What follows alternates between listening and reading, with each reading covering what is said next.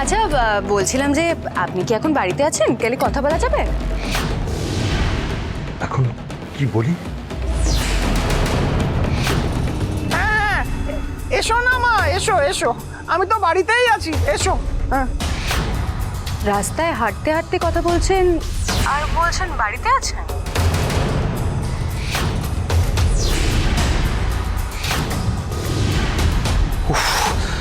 এমন করে বলছে যেন মনে হচ্ছে আমার পিছনেই দাঁড়িয়ে আছে। হ্যালো হ্যালো,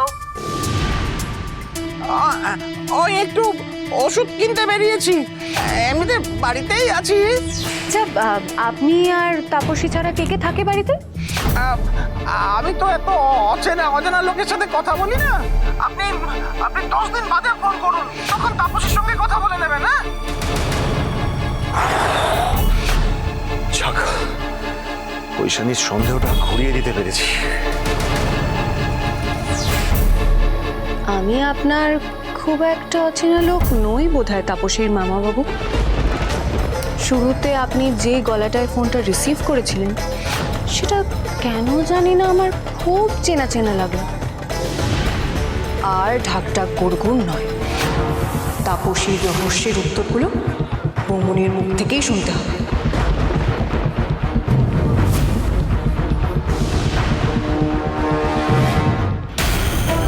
কে তোমাকে বলেছে নিজ বউকে ওই নাম্বার থেকে ফোন করতে? হ্যাঁ, খুব তো বড় বড় বাতেলা মারো, কিন্তু নিজের মেজ শালীকে না পারলে তুমি বাগে আনতে আর না পারলে ওকে শেষ করতে।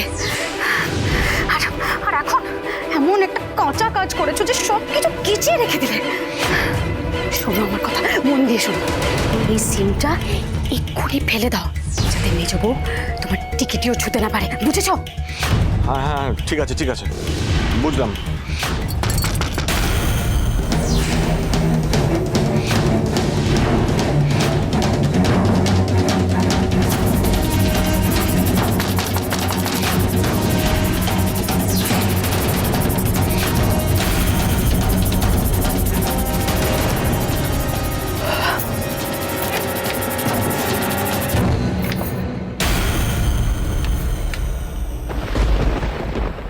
কি কি হলো মেজ বউ এত রাতে? কোনো বিপদ আপদ হলো নাকি? হ্যাঁ না বৌমনি, ওই যে ওই তোমার বান্ধবী তাপসী, আমি ওর সাথে একটু গল্প করতে এলাম।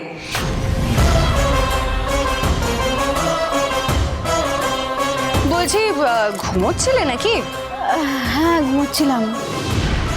ও, বিছানার চাদরটা তো বেশ টান টান দেখছি।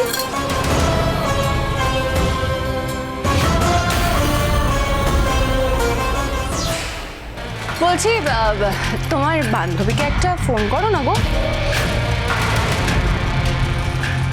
কি বলছো কি মেজবো? আমি এত রাতে ওকে বিরক্ত করতে পারবো না। ফোনটা করো বৌমনি।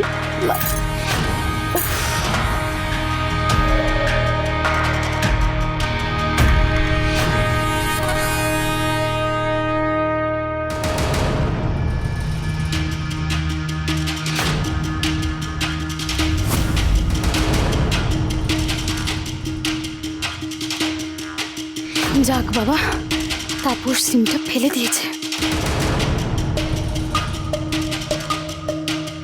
পেলাম না গো মেজবু। কি করছো? আমার ফোনটা দাঁড়াও না বৌমনি, দাঁড়াও। এই রে, তোমার ফোনের ডায়াল লিস্ট তো অন্য কথা বলছে। তোমার ফোনের ডায়াল লিস্ট বলছে যে আমি তোমার ঘরে আসার একটু আগে তুমি তাপসীর সাথে গল্প করছিলে। আচ্ছা, তুমি কি তোমার বান্ধবীকে সাবধান করে দিলে? কি সাবধান করে দিলাম? কি কি বলছো? মানেটা বোঝার মতো বোকা তো তুমি নও। আচ্ছা বৌমনি, তোমার বান্ধবী কোথায় কাজ করে? টুকটাক কাজ করে। কি কাজ? মানে ও অনেক রকমের কাজ করে আসলে। আর আমার মনে হয় এখন না ও ডিউটিতে আছে, তাই ওর ফোনটা বোধহয় নেটওয়ার্কের বাইরে। তোমার বান্ধবীর বাড়িতে কারা কারা আছে? কে আবার? ওর মা, বাবা। তোমার বান্ধবীর বাড়িটা কোথায় গো? সোদপুরে। কেন? তুমি তুমি তাপসীর নারী নক্ষত্র জেনে কি করবে শুনি? যা হবে সেটা হলো, তাপসীর মামা আমাকে ফোন করে যা যা কথা বললো একটু আগে, তার সাথে তো তোমার কথার কোনোই মিল নেই।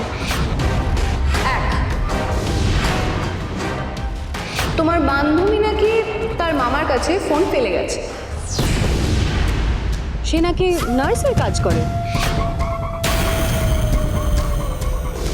2, তার মামা বলল বাড়িটা সোদপুরে না, হরিদেবপুরে।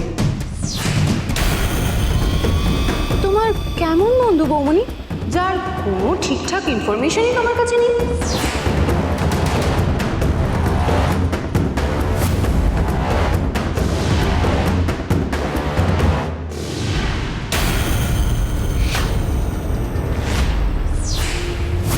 তাপস তো তোমার কে হয় বৌমনি?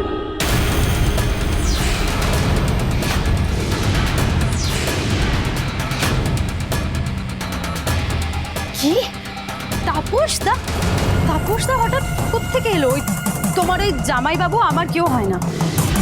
আর ও ও ও আমার ওই সৎ মায়ের দূরের কোনো আত্মীয় হয়, কিন্তু ওর ব্যাপারে আমি কিছু জানি না। আর শোনো মেজবু, ওই তোমার তাপস দায়ের ব্যাপারে তো তুমি জানবে, তুমি তো ওকে জেলে পাঠিয়েছিলে। তাপসদার জামিন পেয়ে গেছে বৌমনি। আমি ব্লাস্টের পর খবর নিয়েছিলাম বৌমনি। আচ্ছা, কোনোভাবে তোমার এই তাপসদা না তো? বাই এনি চান্স তুমি যদি তাপসীর আড়ালে তাপসদাকে লুকিয়ে রাখো, তাহলে তোমার যে কি পরিণতি হবে সেটা তুমি ভাবতেও পারছো না।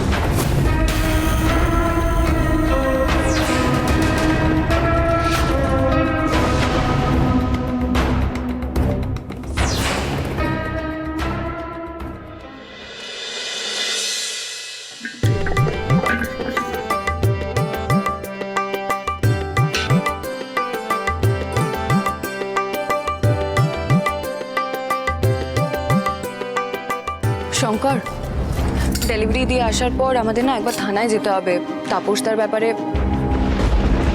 সারাক্ষণ হয় কোনো সমস্যা নয় অশান্তি, এটা একটা জীবন হলো ঐশানি?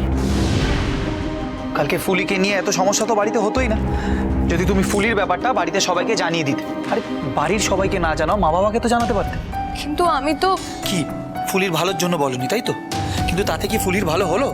হলো না তো, জানাজানি হয়ে গেল। উল্টে তুমি খারাপ হয়ে গেলে সবাই তোমাকে দোষ দিচ্ছে, আর যারা তোমাকে দোষ দিচ্ছে বা ভুল বলছে তাদের তো খুব একটা দোষ আমি দেখতে পাচ্ছি না ঐশানি। এমনিতেই আমরা এক ছাদের তলায় থেকে স্বামী স্ত্রী হয়ে একসাথে থাকতে পারি না, একে অপরের জন্য আমাদের কাছে একটু সময় নেই ঐশানি। আর যেটুকু সময় দেখা যায় ঐশানি, তুমি না হয় দাদা, নয় ফুলি, নয় বৌমনির কারোর একটা সমস্যা নিয়ে কথা বলছো। আমাদের দুজনের নিজেদের কথাগুলো কোথায় হারিয়ে গেল ঐশানি?